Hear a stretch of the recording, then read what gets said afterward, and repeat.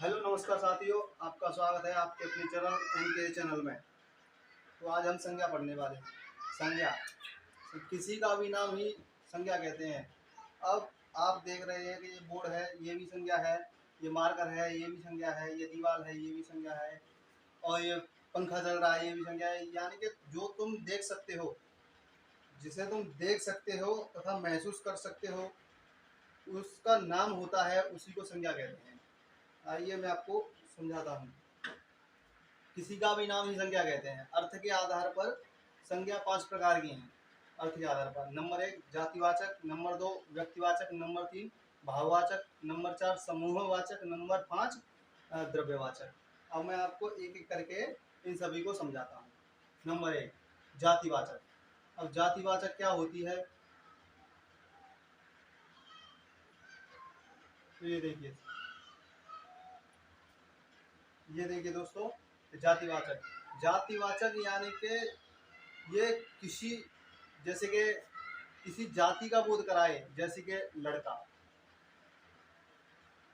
लड़का तो सभी है, जितने भी देख लो लड़का एक जाति को बोध कराता है।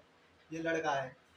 लड़की, ये भी एक जाति है, लड़की। या फिर कोई पेड़, पेड़ भी जाती है। नदी, नदी भी जाती है।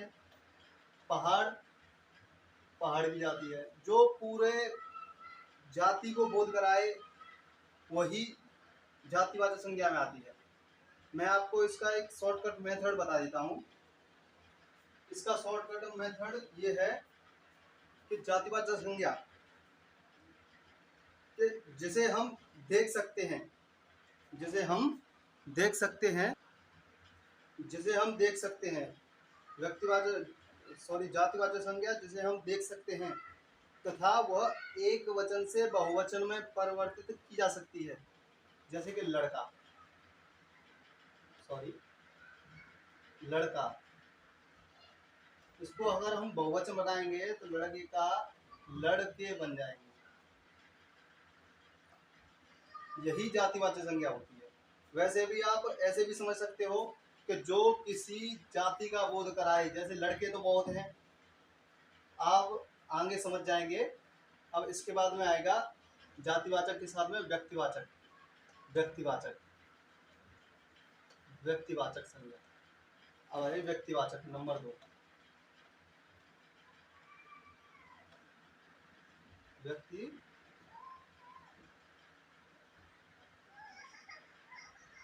व्यक्तिवाचक।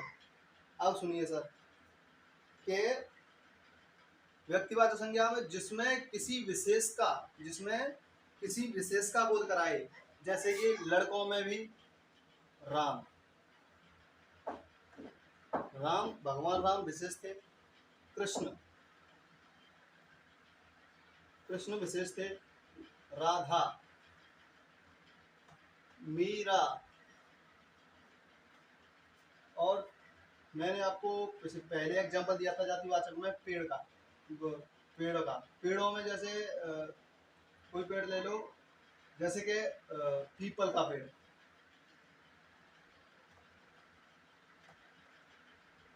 पीपल का पेड़, तो ये पीपल का पेड़ हम बता रहे हैं, तो पीपल का पेड़ जैसा कोई और तो है नहीं है, इसीलिए ये व्यक्तिवाचक संज्ञा में आ जाता है।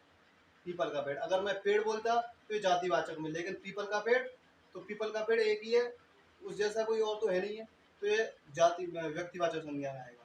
अब इसके बाद आएगा भाववाचक संज्ञा। अच्छा, भाववाचक संज्ञा नंबर 3। नंबर 3 भाववाचक। भाववाचक लगा लेना, कोई दिक्कत नहीं है। भाववाचक संज्ञा, भाववाचक संज्ञा वह संज्ञा है जिसमें हम सिर्फ उसको देख नहीं सकते, जिसे हम देख नहीं सकते, सिर्फ महसूस कर सकते हैं। भाववाचक संज्ञा को सिर्फ हम महसूस कर सकते हैं।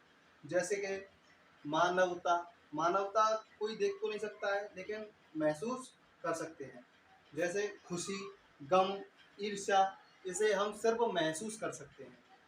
इसका ट्रिक है कि भाववाचक संज्ञा अगर आपको पता करनी है तो उसे मतलब अगर हमें उसे महसूस कर पा रहे हैं, कोई चीज़ अगर आपको बोल रहे हैं जैसे गम है, तो उसको सिर्फ हम महसूस कर रहे हैं लेकिन देख नहीं सकते, वही भावार्थ संज्ञा होती है। जैसे गम, हाँ तो हम यहाँ पर थे गम, खुशी, ईर्ष्या या फिर दुख,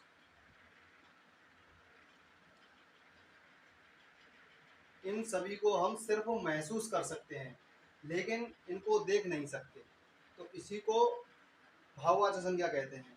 किसी का भी हम जिसे भाव से हमको पता चले उसी को ही भाववाचक संज्ञा कहते हैं। खुशी, गम, ईर्ष्या, लोभ, इसको हम देख नहीं सकते लेकिन इनको हम महसूस कर सकते हैं, तो ये भाववाचक संज्ञा के अंदर आएंगी। अब इसके बाद में चौथा नंबर है समूहवाचक संज्ञा। समूह, समूहवाचक संज्ञा वह संज्ञा है जिसमें समूह का बोध हो, समूह का बोध हो। जैसे कि बहुत सारे समूह, क्लास, क्लास में कोई एक बच्चा तो है नहीं, बहुत सारे बच्चे हैं, तो वह समूहवाचक संज्ञा हो गई। कमेटी, कमेटी में कोई एक आदमी तो है नहीं है, तो ये भी समूहवाचक संज्ञा हो गई। सेना, सेना कोई एक तो है नहीं है, तो ये समूहवाचक संज्ञा हो गई।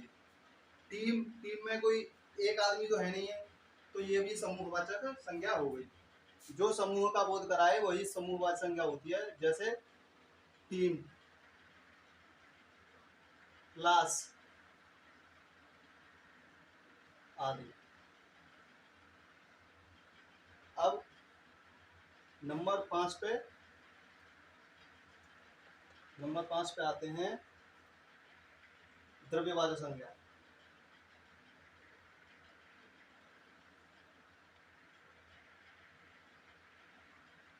द्रव्यवाचक संज्ञा, द्रव्यवाचक संज्ञा वह संज्ञा है जिस, हाँ तो दोस्तों हम द्रव्यवाचक संज्ञा पे थे, लाइट चली गई है इसीलिए आपको थोड़ा कम दिखाई दे रहा होगा, लेकिन आप एडजस्ट कर लेना। हाँ तो द्रव्यवाचक संज्ञा, द्रव्यवाचक संज्ञा जिसमें हम मापतोल, मापतोल का पता बोध हो, हमें मापतोल का बोध हो, या हमें जिसमें मापतोल का पता चले, जैसे कि तेल, पानी, घी, या फिर सोना, चांदी, मतलब जिसे हम माप या तोल सकते हैं वो द्रव्यवाचक संज्ञा में आएंगे। जैसे कि पानी, पानी एक द्रव है, घी भी एक द्रव है, दही भी एक द्रव है, और चीनी जिसे हम तोल सकते हैं, सोना,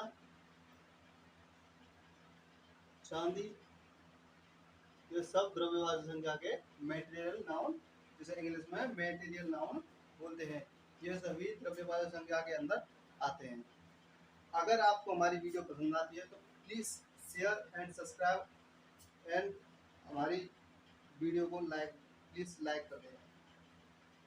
और मैं आपको गारंटी देता हूँ कि आप इससे, इस वीडियो को देखने के बाद एक भी क्वेश्चन आपका संज्ञा का नहीं बचेगा। अगर आपको समझ में आई है तो अभी बुक खोलिए और संज्ञा के क्वेश्चनों को करके देखिए, संज्ञा आपसे एक भी नहीं बचेगी, संज्ञा आप सभी को सही करके लाओगे। Thank you so much.